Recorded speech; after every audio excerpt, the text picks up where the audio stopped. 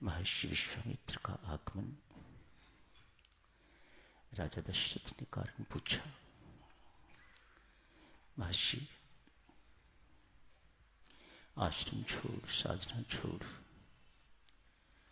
नगर में आगमन कैसे हुआ? महर्षि कारण बताते हैं। सिद्धाश्रम है, वर्षों से यज्ञ वहां सिद्ध नहीं हो रहा। राक्षस विघ्न बाधाएं प्रस्तुत करते हैं, यज्ञ खंडित हो जाता है। अतएव राम मेरे साथ भेजें। राजा दशरथ कहते हैं, महर्षि, राम के अतिरिक्त जो कुछ मांगना चाहो मांगो, मैं देने को तैयार हूं। राम नहीं। महर्षि विश्वामित्र आवेश में आते हैं। आपने वायदा किया था, मैं आपकी सेवा करूंगा, जो आप चाहते हैं, जो आप मांगेंगे मैं वह दूंगा।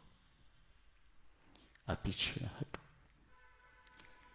रघुकुल रीत यही कहती है, जो प्रण किया है उसे निभाना।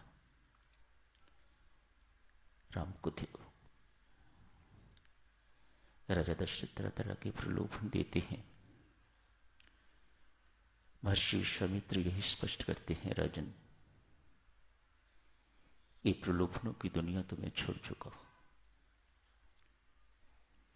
शायद तुम भूल रहे हो, कभी मैं भी राजा था। ये सब कुछ मैं देख चुका हूं जो आप देख रहे हो। ये सब कुछ मैं छोड़ चुका हूं, मैं त्याग चुका हूं। मुझे ये प्रलोभन आकर्षित नहीं करते। मुझे इन प्रलोभनों में नहीं फंसना। मुझे केवल राम चाहिए। डटे हुए हैं महर्षि विश्वामित्र अपनी मांग पर। साधना की दृष्टि से, अध्यात्म की दृष्टि से साधुजनों इसी को तड़प कहा जाता है, इसी को ललायित होना कहा जाता है, जब राम के अतिरिक्त और कुछ नहीं चाहिए। आदमी सब कुछ को ठोकर मार देता है, सब कुछ त्यागने को, छोड़ने को तैयार है। मात्र तैयार ही नहीं, छोड़ता जाता है, त्यागता जाता है, तो वह मंजिल को पा लेता है। प्रलोभन तो पग पग पर, हर जगह पर फिसलाते हैं, हर जगह पर फुसलाते हैं, और हर जगह पर व्यक्ति कच्चा है तो फिसलेगा, गिरेगा। ऐसा गिरेगा कि उठने की हिम्मत नहीं रहेगी। अतएव साधक सिद्ध अपने अनुभव से यही बताते हैं, इन प्रलोभनों से बचो। एक दृष्टांत के माध्यम से देखो देवियों सज्जनों। एक राजा निसंतान है, वृद्ध होने जा रहा है। राज्य का उत्तराधिकारी कोई नहीं है। मंत्रीगण सब मिलकर राजा के पास गए हैं, जाके सुझाव दिया, परामर्श दिया, राजन को उत्तराधिकारी चाहिए। कैसे ढूंढना होगा उत्तराधिकारी, कहां से ढूंढना होगा उत्तराधिकारी? मेरी तो अपनी संतान नहीं है।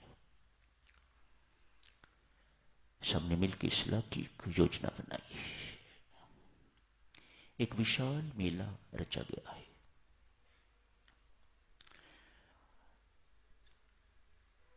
राज्य के पास ही राज्य में घोषणा कर दी, इस मेले में मैं छिपा हूं।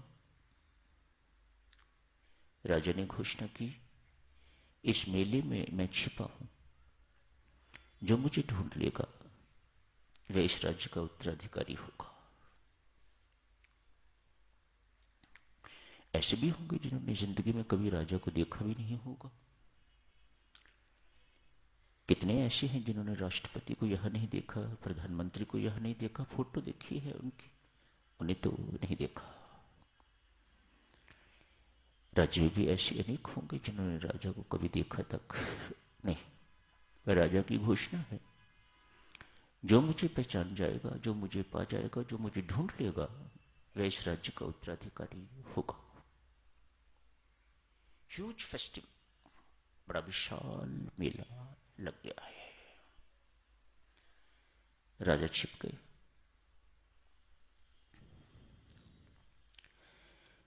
लोग आने शुरू हो गए। तो बड़ी मामूली सी बात है, ये तो कुछ भी शर्त नहीं। मेले में राजा को खोजना है और फिर सारे राज्य के मालिक बन जाना है। राजा का उत्तराधिकारी मानो, उत्तराधिकारी मानो, सब कुछ राज्य का जो कुछ भी है वह मेरा हो जाएगा। तो बहुत आसान बात है। खोज शुरू हो गई है, भीड़ें आ रही हैं, इधर भी दुकानें लगी हैं, इधर भी दुकानें लगी हैं। जो किसी का मन करता है लो, सब कुछ निःशुल्क। हमारे लिए भी परमात्मा ने हवा पानी सब कुछ शुष्क निःशुल्क रखा हुआ है। सूर्य का तेज निःशुल्क, कोई पैसा नहीं। घर में थोड़ी देर के लिए बिजली जलाओ, 1 महीने के बाद बिल आ जाता है। परमात्मा ने कभी बिल नहीं भेजा। सूर्य का प्रकाश दिन भर मिलता है लेकिन कभी बिल नहीं आया। परमात्मा की पानी का भी बिल, हवा का भी बिल कभी नहीं आता। तो एमसीडी वाले दूसरे लोग बिल भेजते हैं, परमात्मा की तरफ से कोई नहीं आया। इधर भी दुकानें लगी हैं, इधर भी दुकानें लगी हैं, सजी धजी हैं। आते जाओ। सर्वप्रथम चाट इत्यादि की दुकान है, काफी लोग वहां रुक गए। मुफ्त है सब कुछ। बच्चे भी खाओ, जवान भी खाओ, बुजुर्ग भी खाओ, सब खाओ, मुफ्त सब कुछ। काफी लोग वहां टिके रहे। आगे बढ़े। सजी धजी कपड़े की दुकान है, सुंदर सुंदर साड़ियां मिल रही हैं, सूट लेंस मिल रही है, रेडीमेड शर्ट्स मिल रही हैं, ट्राउजर्स मिल रहे हैं, नाइट सूट्स मिल रहे हैं। काफी सारे वहां रुक गए। आगे बढ़े। ज्वेलरी शॉप, लगभग सभी के सभी वहां टिक गए। कोई आगे जाने को तैयार नहीं। ज्वेलरी शॉप, ज्वेलरी पुरुषों को भी चाहिए, महिलाओं को भी चाहिए, बच्चों को भी चाहिए, कुछ ना कुछ। उनको भी बोध है कीमती चीज है और मुफ्त मिल रही है, जितनी मर्जी उठाते जाओ। सोने की चीजें भी हैं, हीरे जवाहरात इत्यादि की चीजें भी हैं, सब लोग उठा रहे हैं। लगभग सब के सब वहीं उस ज्वेलरी शॉप पर, उस शोरूम पर टिके हुए हैं। कुछ थोड़ों को भूख लगी तो वो आगे गई। बहुत स्वादु तरह तरह के भोजन, बस that is the end of it. वो पेट भर खा रहे हैं, आगे जाने की हिम्मत नहीं। पेट भर खाने के बाद किसी नींद नहीं आती, किसी सुस्ती नहीं आती, सब के सब ढेर हो गए। एक भाग्यवान कोई बचा है, वह किसी दुकान पर रुका नहीं। पहली दुकान से लेके अंत तक न भूख की परवाह है, न प्यास की, न कोई प्रलोभन आकर्षित कर सका। न कपड़ा चाहिए, न गहना चाहिए, मुझे कुछ नहीं चाहिए, मुझे राजा चाहिए। इन सारे प्रलोभनों को उल्लंघता हुआ आगे बढ़ता जा रहा है, ऊपर चढ़ता जा रहा है। एक विशाल मंदिर आता है। युवक उस मंदिर में प्रवेश करता है। खूब लंबा कॉरिडोर है और दूर जाके कहीं दिखाई दे रहा है कि वहां मूर्तियां हैं।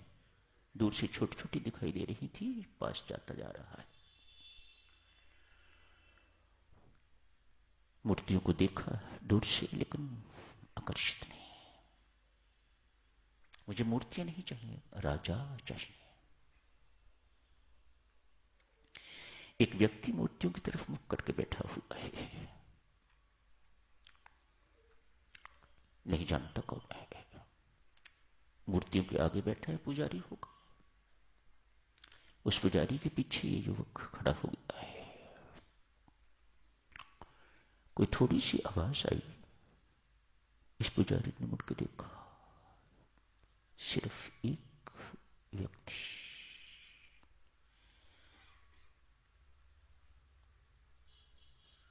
युवक ने देखा, मन ही मन सोचा, कहीं यही राजा तो नहीं जो पुजारी बन के यहां बैठा हुआ है। पूछ दिया, आप पुजारी हैं या राजा? कहा हूं तो राजा, पर इस वक्त पुजारी हूं। उत्तराधिकारी घोषित कर दिया। उत्तराधिकारी अर्थात मालिक। मेरे सारे राज्य, मेरी सारी वस्तु, मेरी सारी प्रजा का मालिक। मात्र राजा को ढूंढने पर, राजा को पा लेने पर। संसार भी मेरी माता और साधक जनों एक बहुत विशाल मेला है। तरह तरह की हाटें, तरह तरह की बाटें यहां लगी हुई हैं। कोई परिवार में खो गया, कोई व्यापार में खो गया, कोई एक्सपेंशन में खो गया, कोई एक्सटेंशन में खो गया, कोई नौकरी चाकरी में खो गया। आए थे राजा को ढूंढने के लिए, आए थे राजा को पाने के लिए, परमात्मा रूपी राजा को पाने के लिए, और खो गए इन्हीं बातों में, और जिंदगी खत्म हो जाती है। उस लक्ष्य तक कोई नहीं पहुंच पाता। जो पहुंच गया वो राम को पा जाएगा। महर्षि विश्वामित्र, मुझे कुछ नहीं चाहिए। ये सब चीजें मैं देख चुका हूं, ये सब चीजें मैं छोड़ चुका हूं, ये सब चीजें मैं त्याग चुका हूं। राजन, मुझे केवल राम चाहिए। जिसे कुछ नहीं चाहिए, राम उसके पीछे पीछे चलते हैं। कल भी आप जी से अर्ज की थी, जिसे कुछ भी चाहिए उसे क्या कुछ तो मिल जाएगा, लेकिन राम नहीं। राम तो उसी को मिलते हैं जिसे कुछ नहीं चाहिए। उसे राम अपने आप को दे देते हैं। तू ले ले, मुझे ले ले, मैं तैयार हूं। मुझे पा लिया तो मेरा सब कुछ पा लिया। क्या बात है! मुझे पा लिया, मुझे ढूंढ लिया। मैं जिसको प्राप्त हो गया उसे दुनिया का सब कुछ मानो जो मेरा है। ये सारी दुनिया मेरी है। इस दुनिया में जो कुछ है वह सब मेरा है। मैं उसे उस सब चीज का मालिक बना देता हूं। जिसने मुझे ढूंढ लिया, जिसने मुझे पा लिया, वह है शहंशाह का शहंशाह हो गया। जहमुई चिंता मिटी मनुआ बेपरवाह। जब को कुछ नहीं चाहिए सो ही शहंशाहों का शहंशाह।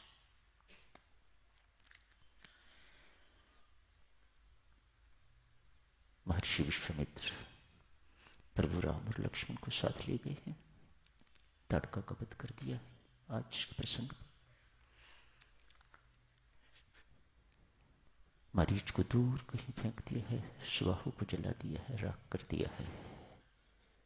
सिद्धाश्रम में जो यज्ञ इतने वर्षों से रुका हुआ था, आज सिद्ध हो गया, संपन्न हो गया। कब? हम भी तो वे यज्ञ कर रहे हैं, हम भी तो वे साधना कर रहे हैं। हमारा यज्ञ भी तो अभी अधूरा ही पड़ा हुआ है, अभी सफल नहीं हुआ। अभी हमें राम नहीं मिले, अभी हमें शांति नहीं मिली, अभी हमें परम शांति, परमानंद इत्यादि नहीं मिला।